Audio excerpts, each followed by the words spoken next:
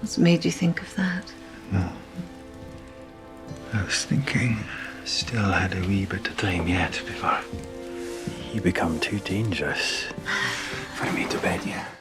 And would you believe me if I mentioned that some of the fan-favorite characters from the earlier seasons of Outlander have great possibilities of returning back, even though they died in the previous seasons? Yes, indeed, brace yourselves and prepare for the surprises that this second half of Season 7, set to air on Starz on November 22nd, is packed with. Luckily, with the Droughtlander never waiting this long again officially over, a lot is expected from the season as it depicts emotions, timelines, and actions taking place as Jamie and Claire usher in another phase of their lives back in Scotland. There is the anticipation of what would happen next with this great story, and the recently given promotional images suggest remembering heartbreaking scenes and keeping limiting surprise. There is a focus on Jamie and Claire, but the most intriguing thing is the return of Dougal Mackenzie and Geillis Duncan. This is because the two have been killed off in previous seasons. However, this is a time travel series. Expect the unexpected narratives.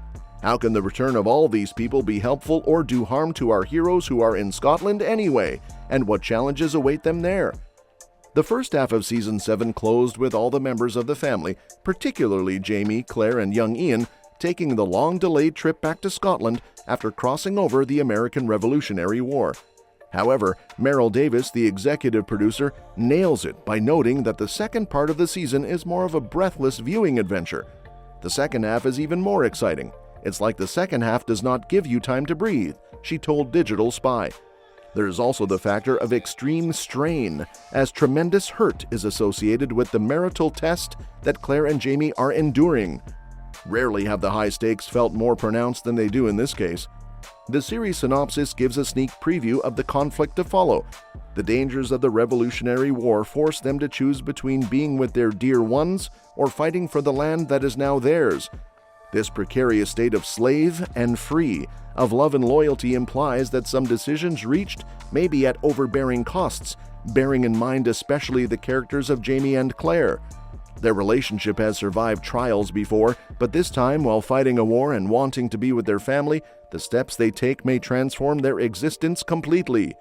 Each option may trigger a chain of reaction of events, affecting their vows, perhaps changing things about their present and the future in ways that they had not expected. What is more, while the family makes its way back to Lallybrook, the viewers will experience a warm yet uncomfortable feeling. Lallybrook is a pivotal location for the Frasers as it embodies their origins and the hardships that they have all gone through. It is only expected that when visiting such a place, the threats are even greater, as this compels the characters to face the present and the past actions that led to their current realities. At the same time, in the 20th century, some good gasps as Roger and Bree deal with a nightmare of their own regarding parenting. Their child, Jemmy, is captured by Rob Cameron, believed to have taken the boy over the stones and back to the 1700s. This development will compel both Roger and Buck to jump into the stones to look for Jemmy. The tension created in the middle of the season has quite a large majority of the audience exploring theories. Was Jemmy actually taken over the stones? What does this mean for Bree and their young daughter Mandy, who is trapped in the present time? Perhaps the most interesting thing about the yet-to-be-televised episodes is the reintroducing of characters, both familiar and new. As per the show's teasers, alongside Sam Heughan, Caitriona Balfe, Richard Rankin, and Sophie Skelton, many other characters are likely to reappear, including Ian Murray, Joan McKimmie, and Leary Fraser. Such characters' presence gives rise to unfinished plots encompassing the characters' dramatic return. There are also the ambiguities raised by the return of Dougal Mackenzie and Geillis Duncan, where the overlapping of their storylines with the main plot raises eyebrows. What is so particularly interesting is the manner in which these recurring characters will be reintroduced by the showrunners into the narration. In the words of showrunner Matthew B. Roberts, one of the many joys of our epic story is the element of time travel, which allows us to bring back some of our favorite characters in various times and places. This time-jumping framework does not just help in enhancing the storyline, but also helps recall the characters who seem to have been etched into the sands of time for the viewers. But it's not only the old characters that we are used to seeing in series that we will be treated to. A few new faces will also join the cast, one of whom is Mercy Woodcock and Benedict Arnold, among others, who will offer new and enticing perspectives about the story. Outlander has always been able to mix the two, and you can expect it to be very interesting and very difficult to predict the course of events. It is important to remember that, remarkable as the events may be, the 8th season of Outlander is the last one confirmed.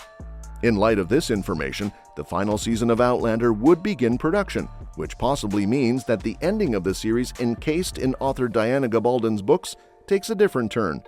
In a recent interview, Gabaldon's explanation was, "How the television series ends will not match my novels," and he provided a foundation to a story that promises a lot to its viewers but mounds a lot of theories. With excitement gearing up for the second half of Season 7, it raises an eyebrow concerning how people will cope with the relationships of the characters given the cliffhangers that were there before and are there now. What next steps should Claire and Jamie take? Are they going to overcome the impending challenges, or will the stresses of war or family spoil their bond? And Roger and Bree? Are they going to be successful in the search for Jemmy, or will things turn out to be more complicated than they expect? And after such a long time, how easy will it be for some of the family members to come back to the Fraser clan, if they do at all, given the presence of unsaid issues and unresolved feelings within them? Would such gatherings cause more discord, or would they resolve conflicts that have been stagnant for a long time?